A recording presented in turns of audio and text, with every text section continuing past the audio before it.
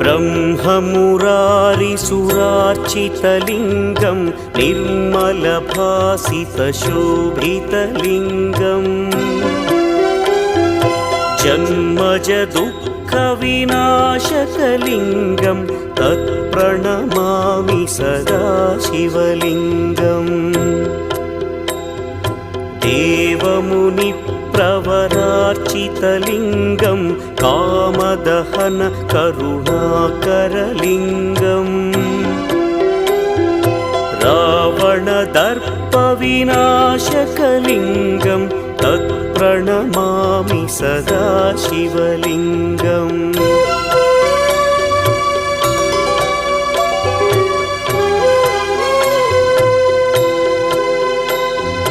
सर्वसुगन्धसुलेपितलिङ्गं बुद्धिविवर्धकलिङ्गम्